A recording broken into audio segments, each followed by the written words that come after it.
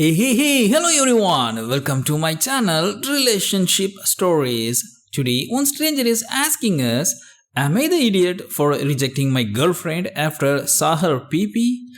So, before give our judgment, let's hear the story from his side. So basically, I met this girl on Tinder. We instantly had an amazing connection.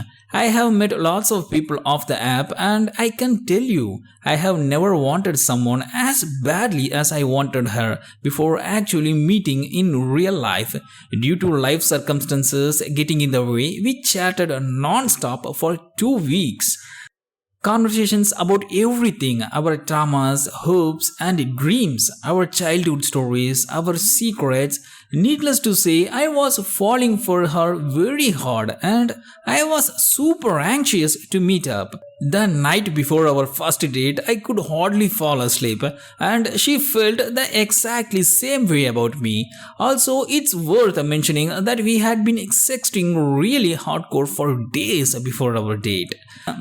And basically, there was the assumption that we would absolutely ravish each other the second we met. She was really forward and sexually aggressive in her communication with me. Fast forward to our date, and the first moments go exactly as I had been dreaming about those previous weeks. We are really into each other and started making out.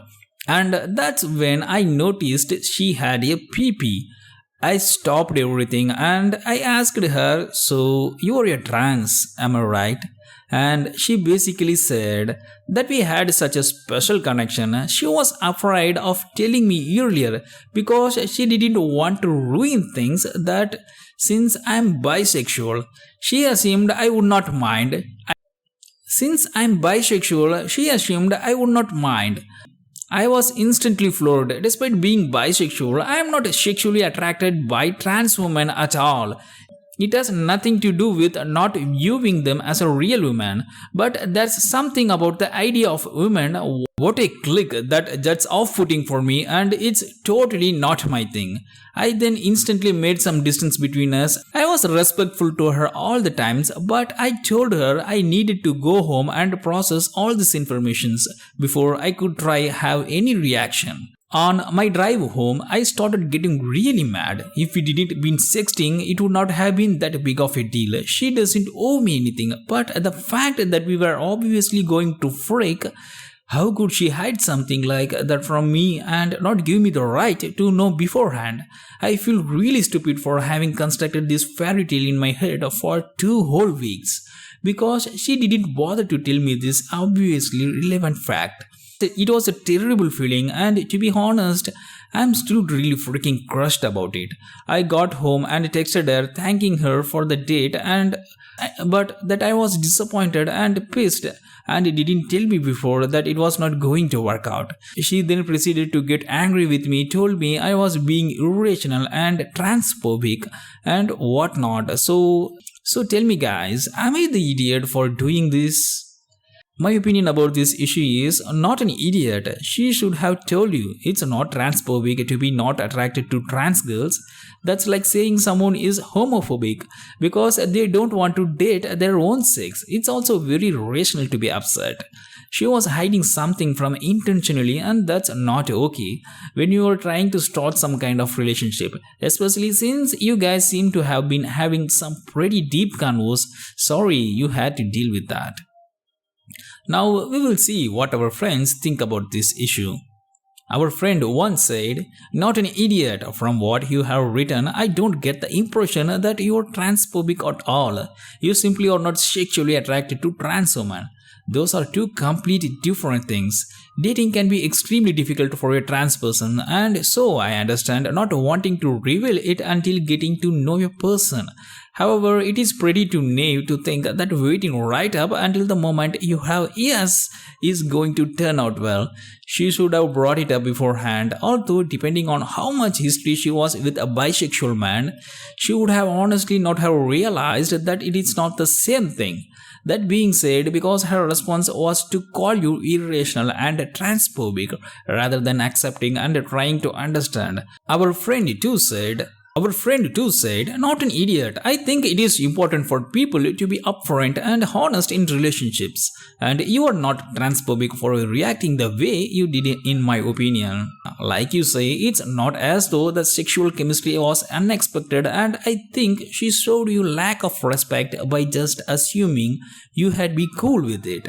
I can understand that it must be tough for her, but she should not mislead people and should have been upfront about everything, especially when things took the turn they did with the sexting." Story 2. Hey guys, please hear me out. Before making a judgment, I know it sounds awful. I was with my ex-girlfriend. I am a girl too. For 8 years. In the last year, we had a baby. It was a mutual thing, but she carried the baby, etc. I was never too sure about having kids until recently, and I decided I had loved to have a family with her. She was always afraid of having a child because her mother and auntie and grandma all suffered a severe postnatal depression. But she powered through. She gave birth to a baby boy who was biologically hers and a sperm donor. She funded the whole thing with her savings, and I was there throughout the birth. About 6 months after our child was born, we broke up. It was mainly because I did not want to be tied down so young, all kind of stuff like that. It was mainly my choice, but she understood and accepted it gracefully. We stayed pretty friendly. I realized a few months later what a mistake I had made, and I tried to reach out. I practically begged her to take me back. She refused. I begged her to let us to be a family. I am the legal parent too, as I adopted our baby after birth, and she said no. That at the time she was heartbroken, but that I was right and she had met another girl who she was dating. We fell out. I was heartbroken and I was angry. We stopped talking, but she had occasionally reached out asking me to see her son. We met for coffee and I told her if she wants to be single and explore herself, then I need that chance too. I told her I didn't want to see her but would have my kid on Friday nights. She said that was fine. She then broached the subject of child support and said she had funded everything and had not received a penny of me. She said that she wanted reliable child support and help from me. I told her that's fine. I sent her first load of money, and the next day she said that she wanted reliable child support and help from me. I told her that's fine. I sent her her first load of money, and the next day I had our son, and I saw that she had gone out drinking and to the cinema with her new girlfriend. We got into a big argument and I told her that I'm not sending her any more money as she was just spending it on herself. She said that in 2 years I had only paid 150 euros. She paid everything else, so if she wants to go out, she can. She then threw in my face that I had been on holidays and stuff. I said I have my son on the Friday. I will buy him whatever he needs, feed him, etc. But that she had to cover the rest. She said, I'm an idiot. So, am I the idiot here? My opinion about this issue is, you are the idiot. You are the child's legal parent. That doesn't mean you can be a parent one day a week. I'm sure it probably is a bit lame, but when you sent money, she went drinking. But if she is paying for everything for your child, then maybe she does deserve a break. You made the decision to have a child, and once you had it, you didn't want to be tied down. Could not you have considered that before the whole child thing? Now, we will see what our friends think about this issue. You are the idiot here. Let's call a spade a freaking spade. You are angry because your ex doesn't want you back and had the audacity to go on a date while you, who miss her, were at the home with your son. Your son is not leverage. You are no longer with her whether you want to be or not. The money you give her goes into her account to relieve some of the financial burden of raising your son. You have just as much responsibility for this child as a male who adopted him. Everyone has detailed how this works. You give her money, she pays expenses. She has saved money on, say, childcare because of child support. The money she saved, she can spend how she likes.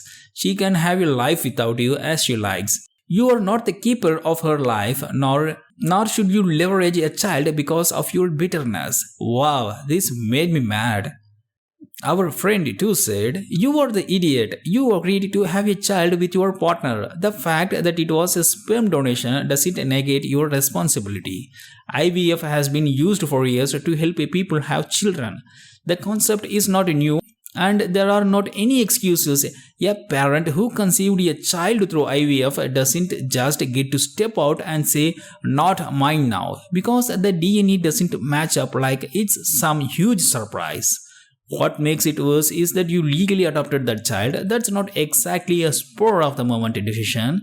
You knew when you signed that paperwork that meant you had signing up to be on board for his entire life. It's your child. You are financially responsible for him, and child support is necessary because of idiots like you who think that $150 should cover down on their share of child's care and upbringing." Story 3. So, my best friend, let's call her G, has decided to have her wedding.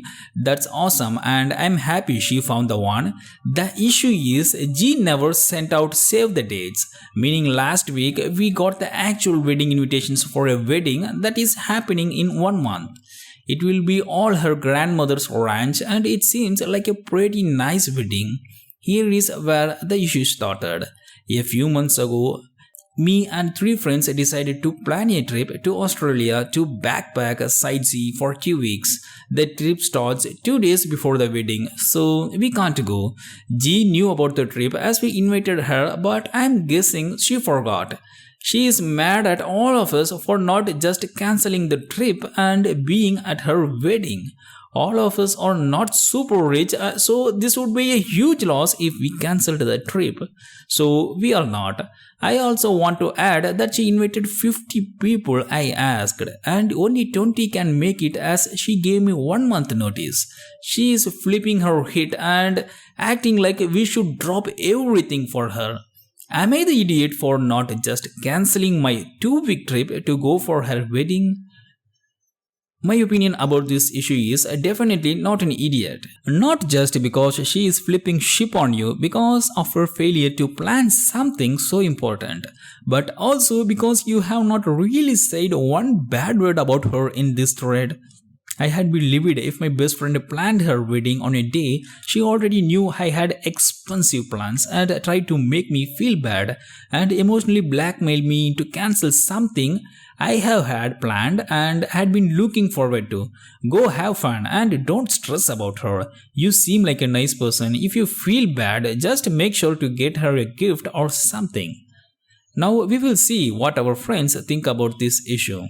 Our friend once said, "Well, there's a couple of options here, but either way, not the idiot. Either you are just not that close to her, you may consider her your best friend, but that doesn't mean she does you.